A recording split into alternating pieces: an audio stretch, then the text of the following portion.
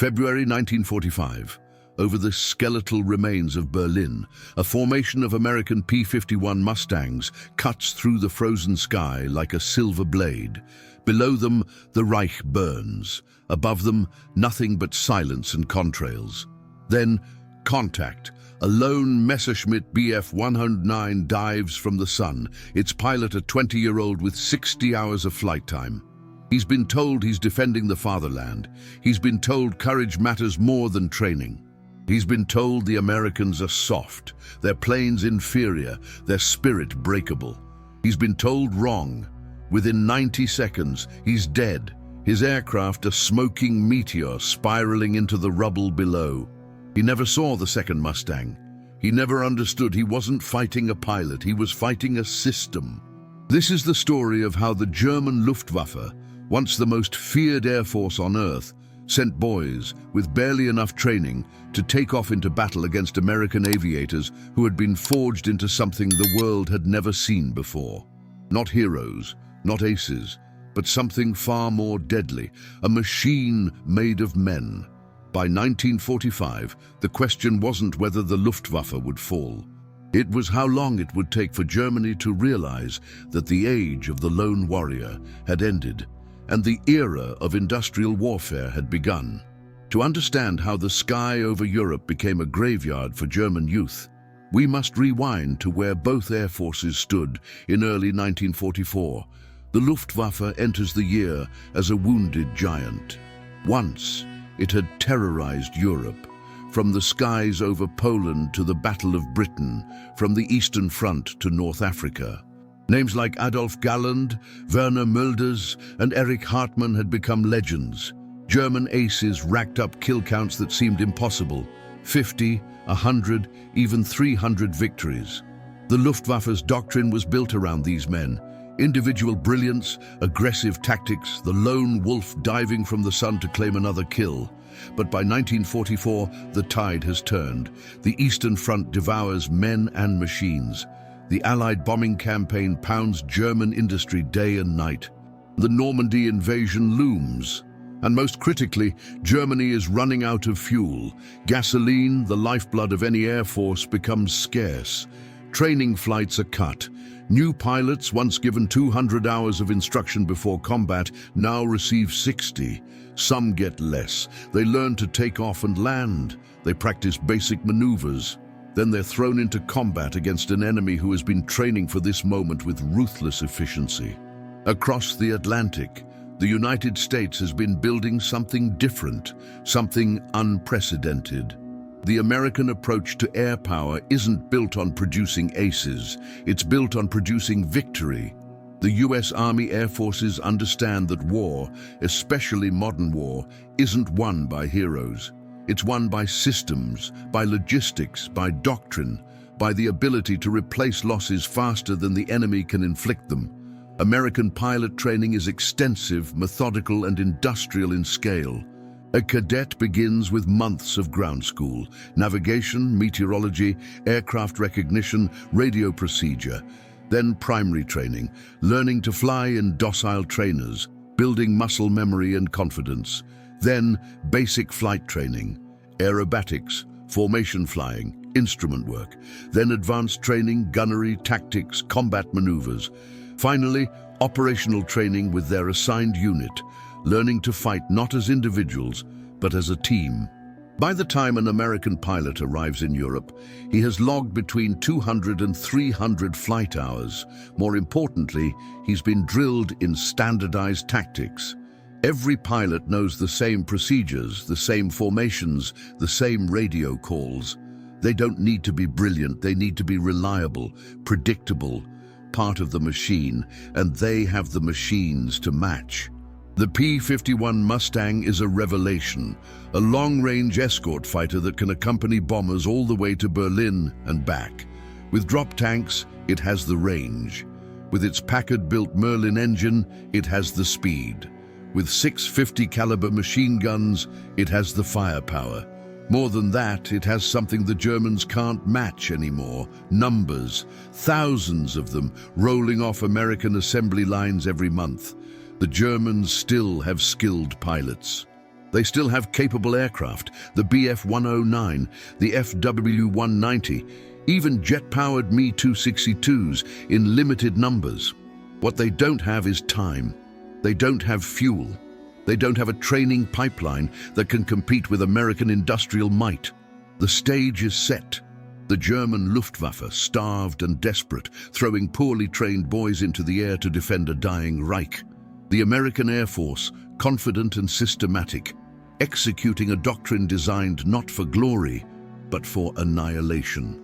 Two philosophies of warfare, one sky, only one will survive. The cracks in the Luftwaffe's foundation run deeper than fuel shortages or training cuts. They're cultural, doctrinal, philosophical.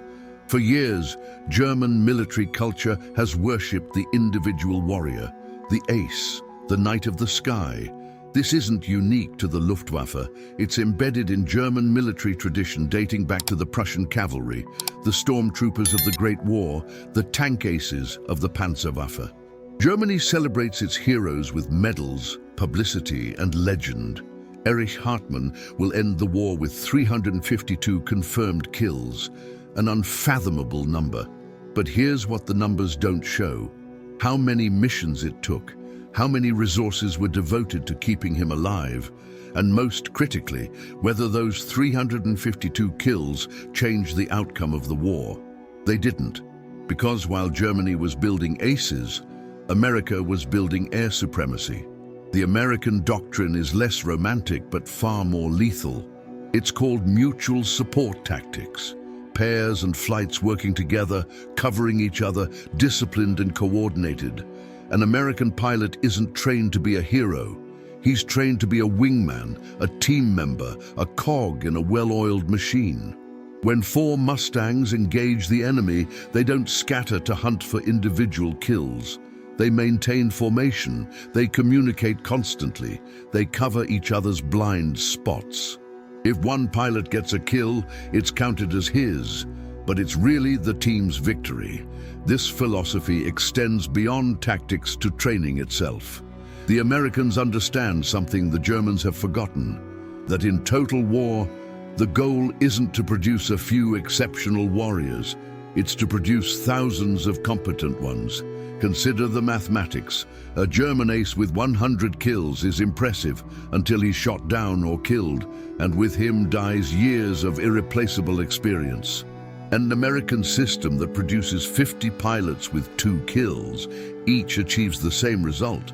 But if you lose 10 of them, you have 40 left and 40 more graduating next month. The Americans can afford attrition. The Germans cannot. By late 1943, the Luftwaffe's training pipeline is in crisis. Experienced instructors are pulled back to combat duty because the need on the front is desperate. Training bases are bombed. Fuel allocations are slashed. The careful, methodical instruction that once produced excellent pilots collapses into abbreviated, desperate crash courses. Young German pilots arrive at frontline units terrified and unprepared.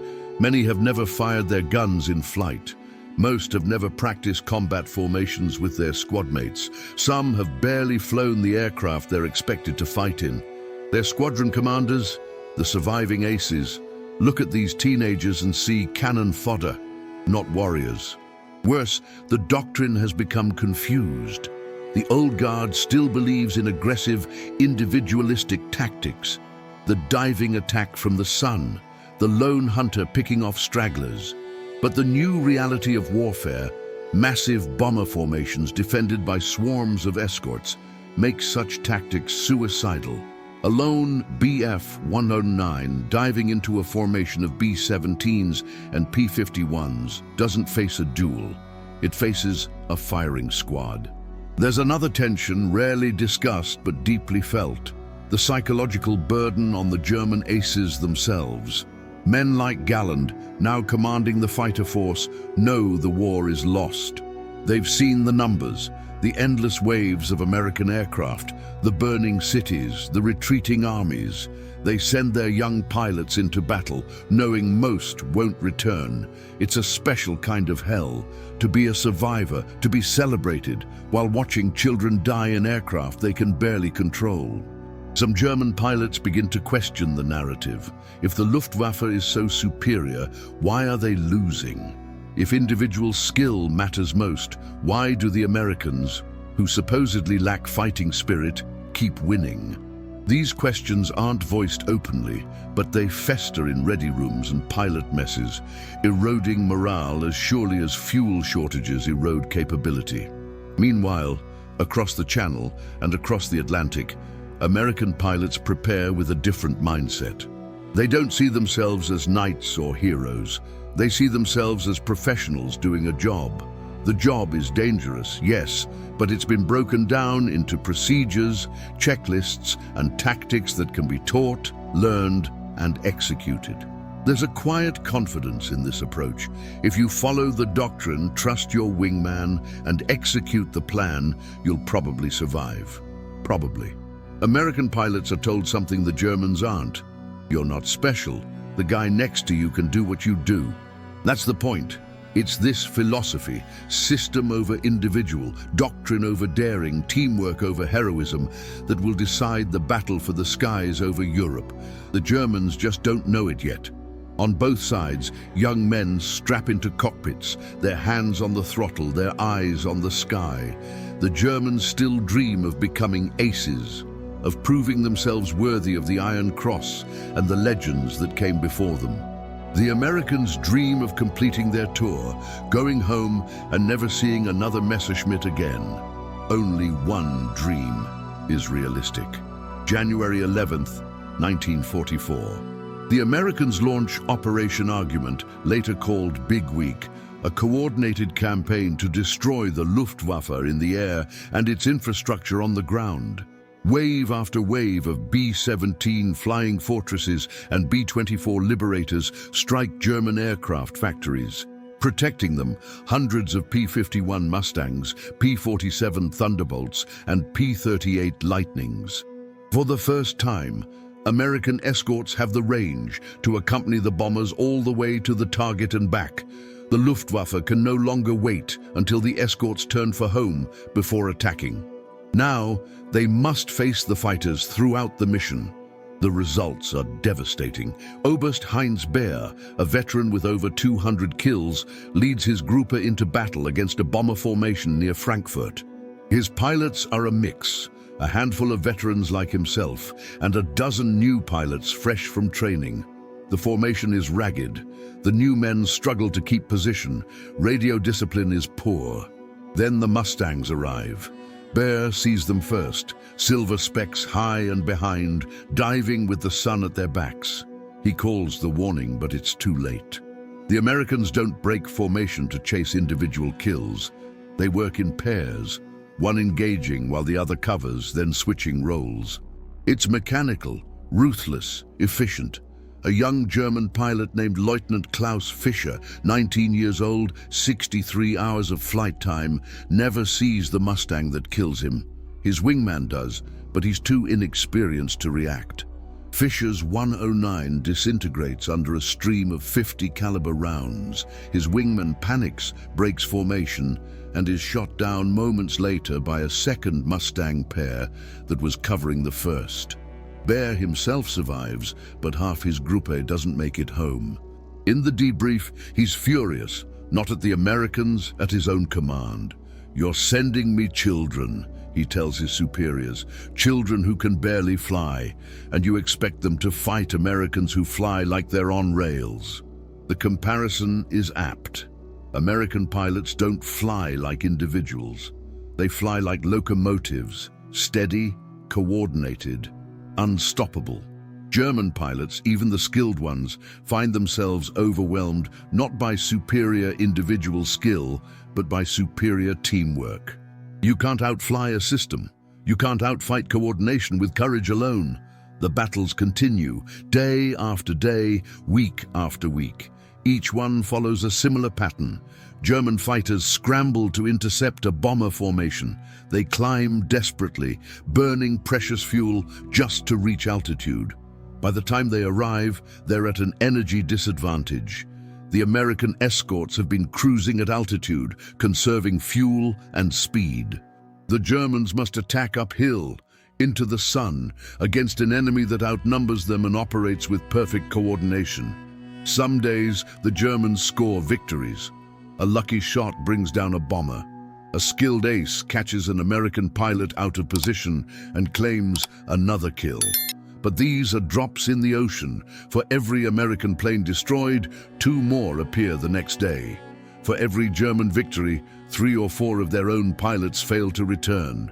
The human cost becomes staggering. March 6, 1944, over Berlin. A group of FW-190s engages a formation of B-17s escorted by P-51s. The German flight leader, Major Horst Adameit, 166 kills, one of the finest pilots in the Luftwaffe, makes a perfect bounce on a straggling bomber. He destroys it in a single pass, his guns ripping through the fuselage and wing, but he's so focused on the kill that he doesn't see the Mustang diving from above. The American pilot, Second Lieutenant Robert Johnson, 23 years old, fresh from Oklahoma, doesn't hesitate. He learned in training, never get distracted by the kill. Always check your 6. Always trust your wingman. Johnson's wingman calls out the target. Johnson rolls into position, fires a burst, and Adameit's FW-190 tumbles from the sky. Johnson will write home that night. Got one today, a 190. He was good, real good, but he was alone. That's all it took. That's all it took. The stories multiply. A German ace with 70 kills dies because he runs out of ammunition and has no wingman to cover him.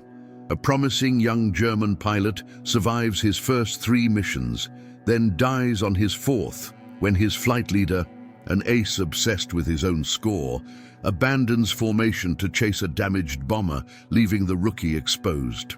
An entire German staffel is bounced by American P-47s because their squadron leader didn't follow proper radio procedure, and the group flew into an ambush. Individual brilliance cannot overcome systemic failure.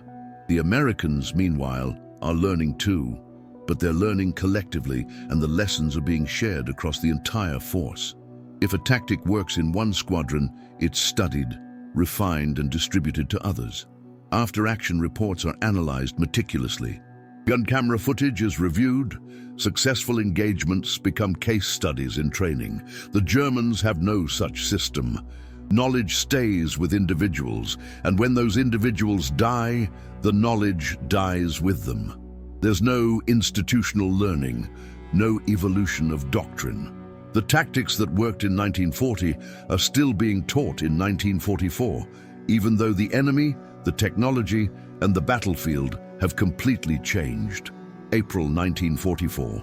The Luftwaffe throws everything it has at a massive raid targeting aircraft production facilities in central Germany. Over 300 German fighters scrambled to intercept nearly 1,000 American bombers and their escorts. It should be a decisive battle, a chance to bloody the Americans and prove the Luftwaffe still has teeth. It becomes a massacre. The Americans fly in perfect formations, bomber boxes stacked at different altitudes, fighters weaving above and around them in coordinated patrols. The Germans attack piecemeal, individual flights diving in whenever they see an opportunity. They're brave, they're aggressive, they're doomed. American pilots call it turkey shoot. It's not bravado, it's a clinical description of what happens when a disorganized force engages an organized one. German planes fall from the sky, not because American pilots are better shots, but because every German aircraft that attacks is immediately engaged by 2 or 3 Mustangs working in perfect coordination. The Germans score kills, 15 bombers go down, but they lose 75 fighters. The exchange rate is unsustainable. In the wreckage of that day, something breaks in the Luftwaffe's spirit. The veterans see it first. They're no longer fighting for victory. They're fighting for survival. The new pilots see it too. In the haunted eyes of their commanders, in the empty beds in the barracks, in the replacement aircraft that arrive without enough pilots to fly them. May 1944. The invasion of Normandy is coming, and both sides know it. The Luftwaffe pulls fighters back from the Eastern Front, scraping together every pilot and plane they can muster. Fuel reserves are allocated, new aircraft roll off production lines despite the bombing. There's a sense that this is it, the decisive moment. If the Luftwaffe can contest the skies over France, maybe, just maybe, the invasion can be stopped. They can't. On D-Day, June 6, 1944, Allied air supremacy is total. Thousands of American and British aircraft fill the sky. The Luftwaffe manages only a few hundred sorties, and most of those are intercepted before they reach the beaches. German pilots describe flying through walls of flak, through swarms of Allied fighters, through an environment where survival is measured in seconds. The few who reach the beaches and return speak of an armada beyond comprehension, ships and men and machines stretching to the horizon. One German pilot, Oberleutnant Josef Sepp Wurmheller, 102 kills, oak leaves to the Iron Cross, flies 3 missions on D-Day. He shoots down 2 Allied aircraft. It changes nothing. That night, he sits in the mess hall, staring at his food, and says to another pilot, "We could shoot down 100 of them every day, and they'd still win. They have 101. He's right. By summer 1944, the mathematics of attrition have become undeniable. The Luftwaffe is bleeding out. The Americans are growing stronger. And across Germany, young men with barely enough training to stay airborne are being told to climb into fighters and defend the Reich against an enemy that has become unstoppable. The escalation is nearly complete. The clash between heroism and system, between individual brilliance and industrial might, is about to reach its climax in the cold skies over Germany itself. September 1944. The skies over Germany have become a killing ground, where the final act of the Luftwaffe's tragedy unfolds daily. The Americans have begun what they call fighter sweeps, missions specifically designed not to escort bombers, but to hunt the Luftwaffe itself. Hundreds of P-51 Mustangs range across German airspace, seeking combat, strafing airfields, destroying aircraft on the ground and in the air. The strategy is simple and brutal. Force the Luftwaffe to fight until it has nothing left to fight with. The Germans have no choice but to accept the challenge. Every day, bombers pound German cities and industries. Every day, the Reich demands its air force defend the homeland. And every day, young pilots with minimal training climb into cockpits, knowing the odds are against them. One of these pilots is Unteroffizier Hans Müller, 20 years old, 61 hours of flight time. He's been at his fighter grouper for 3 weeks. In that time, he's seen 12 new pilots arrive. 7 are already dead. He's flown 8 combat missions and has yet to fire his guns in anger. Every time he's gotten close to an enemy aircraft, either his flight leader ordered him to break off, or a Mustang appeared from nowhere and he had to run for his life. November 2nd, 1944. Müller's Gruppe scrambles from an airfield near Kassel. The mission: intercept a bomber formation heading towards synthetic oil refineries in the Ruhr. Müller's hands shake as he starts his Bf 109's engine. He's afraid, and he's not ashamed of it. Everyone is afraid. The ones who claim otherwise are either lying or dead. The Gruppe climbs through broken clouds, 23 aircraft in a ragged formation. Their flight leader is Hauptmann Dieter Kraus, 89 kills, a survivor of every major air battle since Poland. Kraus's voice crackles over the radio, steady and calm, the voice of a man who has done this hundreds of times. But Müller notices something in the tone, a weariness, a resignation. Kraus knows what's coming. At 22,000 feet, they spot the bombers, a massive formation of B-17s, their contrails etching white lines across the sky. And above them, glinting in the thin sunlight, dozens of P-51 Mustangs flying lazy figure-8s, waiting. Kraus calls the attack. The Gruppe splits into pairs, veteran and novice, experience trying to compensate for inexperience. Müller sticks close to his section leader, Oberfeldwebel Kurt Becker, a man with 19 kills and a reputation for bringing his wingmen home alive. They dive. The world compresses into tunnel vision, airspeed building, the bomber formation growing larger, the distinct profiles of B-17s resolving from specks into massive, bristling fortresses. Müller can see the gun turrets tracking, can imagine the gunners inside calling out the incoming fighters. Then Becker's voice explodes in his headset. "Break right! Break right now!" Müller slams the stick over without thinking, without looking, pure instinct born from the few training hours he did receive. Something flashes past his canopy, a P-51, guns blazing, tracers arcing through the space where Müller had been a second before. He pulls hard, his vision graying at the edges, G-forces crushing him into his seat. When his vision clears, the sky is chaos. German fighters and American escorts tangle in a three-dimensional knife fight spread across miles of sky. Müller searches desperately for Becker but can't find him. Aircraft spiral past. He can't tell if they're friendly or enemy. Tracers crisscross the sky like deadly fireworks. Someone screams over the radio. Someone else calls for help. A parachute blossoms below, trailing smoke. Müller sees a P-51 ahead and below, seemingly unaware of him. His training, what little he has, screams at him. Tactical advantage, target of opportunity. His hands move automatically, lining up the gun sight, finger finding the trigger. This is it. His first kill, proof he belongs here, that he can survive, that he's not just another name on tomorrow's casualty list. He's so focused on the shot that he doesn't see the second Mustang. The Americans are flying in pairs. They're always flying in pairs. While one serves as bait, appearing vulnerable, drawing the attack, the other covers from behind or above. It's the fundamental tactic drilled into every American pilot from their first day of training. Never fight alone, never abandon your wingman, always maintain mutual support. Müller has perhaps 2 seconds to realize his mistake. The second P-51 is already firing. Cannon shells and machine gun bullets rip into his Bf-109's wing and fuselage. The aircraft shudders violently. The engine coughs, belches black smoke. Alarms shriek. The cockpit fills with the smell of burning oil and cordite. Becker's voice cuts through the chaos. "Müller, get out! Bail out!" Müller doesn't hesitate. He rips off his oxygen mask, releases his harness, and jettisons the canopy. The slipstream tears him from the cockpit, tumbling him through freezing air. He pulls the ripcord.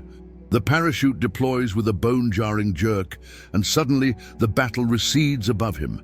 Tiny aircraft wheeling and diving, tracers and smoke trails, the distant thunder of engines and guns. He floats down through the November sky, watching his group die. He counts 7 parachutes, including his own, 7 survivors out of 23. The rest are falling, burning meteors, tumbling debris, or already smoking craters in the German countryside below. The bombers drone on toward their target, untouched. The Mustangs reassemble into neat formations and continue their escort duty, professional and precise. The entire engagement lasted 11 minutes. When Müller lands in a field outside Göttingen, he's met by soldiers and civilians who treat him like a returning hero. He wants to vomit. He hasn't fired a single shot. His aircraft is destroyed. His grouper is decimated. And tomorrow, if he survives tomorrow, he'll be expected to do it again. That night, back at the base, Hauptmann Kraus sits in the operations room, filling out casualty reports. 16 pilots gone, 12 dead, 3 captured, 1, Müller, recovered injured. In exchange, they claim 3 bombers damaged, 1 possibly destroyed, and 1 P-51 downed, though no one is sure who got it, and the Americans will probably list the pilot as missing rather than killed, because they can afford to lose pilots and Germany cannot. Kraus is 41 years old, ancient by fighter pilot standards. He's been flying combat since 1939. He's survived Poland, France, Britain, Russia, North Africa, and now the defense of Germany itself. He knows how this ends. He's known for months. maybe years. A younger pilot, Lieutenant Wolfgang Schröder, 22 years old, one of the few remaining men with more than 100 flight hours, enters the room. Schröder has been in the Gruppe for 6 months and has 9 confirmed kills. By current standards, he's practically a veteran. "Herr Hauptmann," Schröder says, his voice tight, "permission to speak freely." Kraus waves a hand. Formality seems absurd now. "What are we doing?" Schröder asks. "We send up boys who can barely fly. We give them aircraft with half-empty fuel tanks. We order them to attack formations of bombers defended by fighters that outnumber us 5 to 1. And when they die, and they always die, we write reports and send up more boys the next day. What are we doing?" Kraus is silent for a long moment. Then, "We're buying time." "For what?" "I don't know." Kraus's voice is hollow. "The jet fighters, maybe. The new weapons. A miracle. Does it matter? We're soldiers. We have orders. We follow them until we can't anymore. And when is that? When do we stop feeding children into the fire?" Kraus has no answer. Because the truth, the unbearable truth that neither man can speak aloud, is that it doesn't matter anymore. The Luftwaffe has already lost. The question isn't whether Germany will lose control of the sky, but when. And how many young men will die in the interim, defending a cause that was lost before they ever climbed into a cockpit. Across the channel, at an American airbase in East Anglia, the pilots of the 357th Fighter Group are having a very different conversation. Captain Chuck Yeager, 21 years old, 11 confirmed kills, future test pilot and the first man to break the sound barrier, sits in the officers' club with his flight. They're debating tactics, analyzing the day's mission with the clinical precision of engineers discussing a manufacturing problem. "Did you see that 109 that bounced Jenkins?" one pilot asks. "He was good. Came out of the sun, perfect, good deflection shot. His wingman wasn't watching though," another pilot responds. "Jenkins' wingman called it out and boom. Textbook mutual support. The German never had a chance." Yeager nods. "That's the difference. They've got some good pilots, sure, some real killers, but they're not working together. Every fight, it's the same thing. They attack, we respond, as a unit they scatter. They're fighting 1940s war in 1944. Think they'll ever adapt?" someone asks. Yeager shrugs. "Doesn't matter if they do. We're making new pilots faster than they can shoot us down." "They're not. Every ace they lose is irreplaceable. Every rookie we lose, there's 3 more graduating next month." It's brutal calculus, but it's accurate. The Americans have industrialized warfare to a degree the Germans can no longer match. Training, logistics, production, doctrine, every aspect of the American air war is systematic, scalable, and sustainable.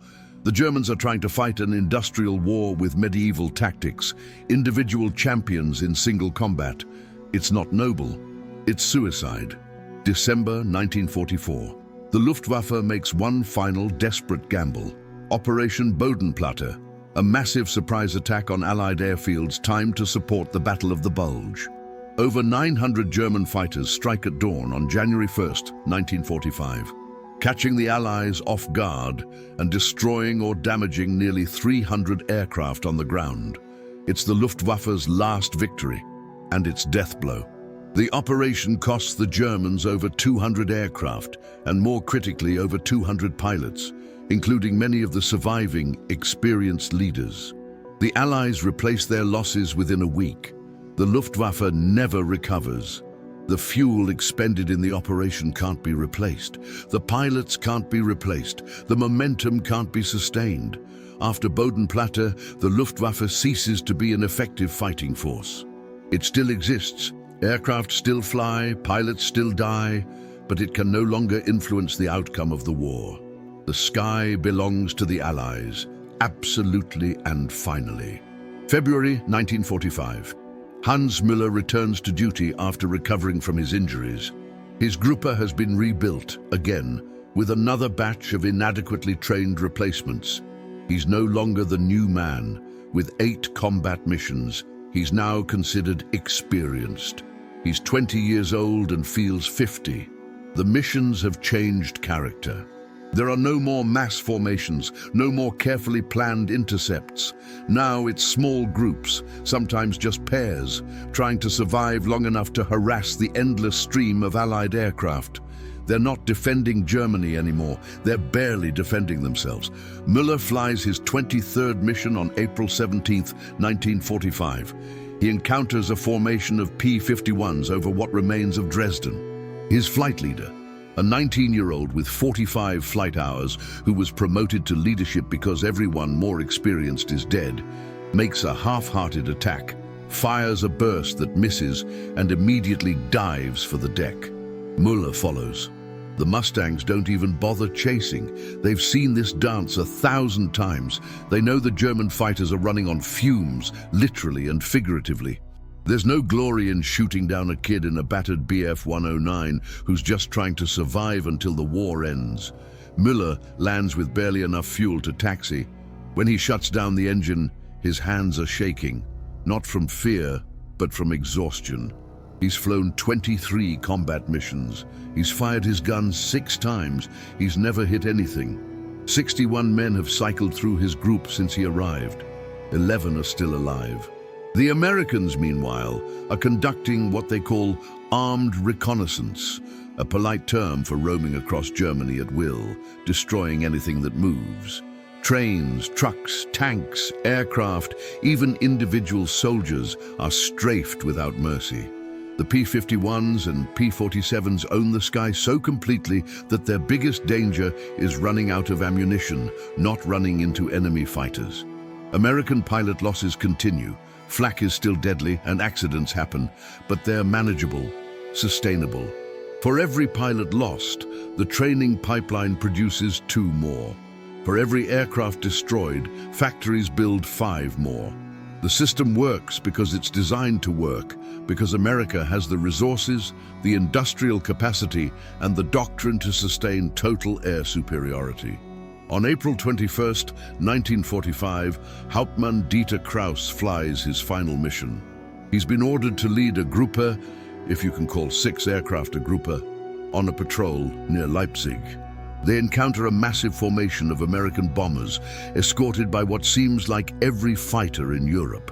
Krauss knows immediately it's hopeless, but he's a soldier. He has orders. He picks his target, a lone P-51 on the edge of the formation, and makes his attack. It's textbook perfect, the kind of bounce that scored him 89 kills over 5 years of war. The Mustang never sees him coming. His bullets strike home, shredding the American fighter's tail and wing. The P-51 spins down, trailing smoke, 90 kills. Not that it matters, because in focusing on that one aircraft, Krauss has done what he's taught hundreds of young pilots never to do. He's lost situational awareness. He doesn't see the second Mustang until it's too late, doesn't see the third and fourth that are already maneuvering into position. The Americans aren't hunting for revenge. They're executing doctrine. One pilot is hit, the others respond efficiently and lethally. Krauss's Bf-109 is hit by 3 separate aircraft in the span of 4 seconds. The fighter disintegrates. Krauss has no time to bail out, no time even to realize he's dead. He simply ceases to exist, along with his 89 victories, his Knight's Cross, his years of experience, and his knowledge. Another irreplaceable loss in a war that has become nothing but losses. May 8, 1945. Germany surrenders. The Luftwaffe, once the most feared air force in the world, has been annihilated. Not defeated, annihilated. Of the thousands of pilots who flew for Germany during the war, a tiny fraction survived. Many of the greatest aces are dead, shot down not by superior pilots, but by weight of numbers, by being in the wrong place at the wrong time, by simple attrition. Hans Müller survives. He will live into the 21st century, an old man haunted by memories of a war he never had a chance to win. He'll be interviewed occasionally by historians who want to understand what it was like. He always tells them the same thing. We were brave, we were skilled, some of us anyway, but we were fighting a machine. You can't defeat a machine with courage. We tried, God knows we tried, but every day They came back. Every day, there were more of them. And every day, there were fewer of us. That's not a battle. That's mathematics. The final accounting is stark. The Luftwaffe loses over 70,000 aircraft during the war. More than 100,000 Luftwaffe personnel are killed, including over 28,000 pilots and aircrew. By war's end, the average life expectancy of a new German pilot is measured in missions, single digits. The United States Army Air Forces loses approximately 27,000 aircraft in all theaters, but they produce over 300,000 aircraft during the war. They train over 200,000 pilots. The loss rate is high, but the replacement rate is higher, always higher. In the ruins of Germany, captured Luftwaffe officers are interrogated by American intelligence. They're asked, what happened? How did the best air force in Europe, the force that terrorized the continent, end up so completely destroyed? The answers vary, but they circle around the same themes: fuel, training, numbers, doctrine. The Americans had all of them. The Germans had none. One captured officer, a former Gruppe commander, puts it most succinctly: "You didn't beat us pilot by pilot. You beat us systematically. You built a machine for winning, and you fed us into it until there was nothing left." The story of the Luftwaffe's collapse is often told as a story about technology: the P-51 Mustang versus the Bf-109, Allied numbers versus German quality. But that's not the real story. The real story is about what happens when industrial warfare meets traditional military culture, when system confronts heroism, when doctrine faces down individual brilliance. The Germans believed, genuinely, deeply, that superior warrior spirit could overcome material disadvantage, that a single highly trained ace was worth 10 average pilots, that courage, aggression, and skill could triumph over mere numbers. This belief was rooted in centuries of military tradition, from the Prussian officer corps to the knightly orders of medieval times. They were wrong, not because their pilots weren't brave. They were extraordinarily brave, not because their tactics were invalid. In 1940, they worked brilliantly, but because war had changed, and they hadn't changed with it. The Americans understood something fundamental about modern warfare. Victory doesn't go to the most courageous or the most skilled. Victory goes to whoever can sustain their system longer than the enemy can sustain theirs. In total war, the side that can replace its losses, maintain its logistics, and adapt its doctrine faster will win, regardless of individual heroics. This lesson echoes far beyond World War II. In Korea, American pilots flying F-86 Sabres defeated Soviet-trained pilots in MiG-15s, not because the Sabre was dramatically better, it wasn't, but because American pilots were trained in mutual support tactics, while Soviet doctrine still emphasized individual prowess. In Vietnam, American losses mounted when doctrine failed, and pilots were forced into political constraints that prevented systematic approaches to air combat. When the Navy returned to fundamentals, creating Top Gun to institutionalize tactical knowledge, results improved dramatically. In the Gulf War, the complete dominance of coalition air forces wasn't just about stealth technology or precision weapons. It was about decades of institutional learning, standardized training, and integrated operations that allowed disparate aircraft and units to function as a single coordinated system. Today, every modern air force studies the lessons of 1944-1945, not just the tactics, but the philosophy that individual skill matters, but system design matters more, that training must be thorough, standardized, and continuous, that doctrine must evolve based on experience, that you win wars not by producing heroes, but by producing professionals who can work together effectively under stress. There's a memorial in Germany, one of many, that lists the names of Luftwaffe pilots killed in action. Tens of thousands of names. Boys, most of them. Teenagers with 60 hours of flight time sent to fight adults with 300. It's tempting to see them as victims of their leadership's hubris, and there's truth in that. But they were also casualties of a deeper failure, the failure to understand that warfare itself had changed, that the age of the individual warrior, the knight, the samurai, the ace, had ended. That modern war is won not on the battlefield of personal combat, but in the factories, training schools, and logistics networks that determine who can fight longer and harder.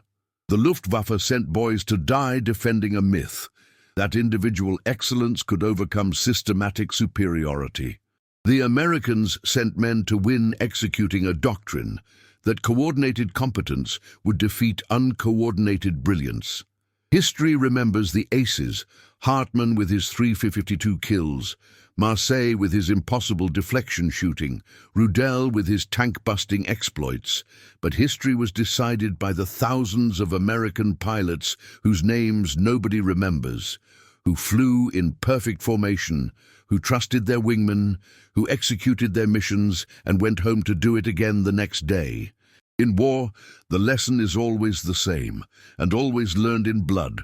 Hope is not a strategy, courage is not enough, and heroism cannot substitute for preparation. The sky over Germany in 1945 proved it one final terrible time. Those German pilots, 20 years old with 60 hours of flight time, weren't defeated by better pilots. They were defeated by a better system. They died bravely, fighting against impossible odds, believing they could turn the tide through skill and will. They couldn't. Because on the other side were American pilots who had been trained better than aces, not trained to be heroes, but trained to win. And in the end, that made all the difference. The war taught the world a lesson written in contrails and blood. In modern combat, the best warrior is not the strongest or the bravest or the most skilled. The best warrior is the one who is part of the best system. The one who has been prepared, supported, equipped, and integrated into a doctrine that turns individual ability into collective victory. That lesson still holds true today, in every conflict, in every battlefield, in every sky. We remember the aces, we study the heroes, but we win wars with systems, and that, perhaps, is the most important lesson of all.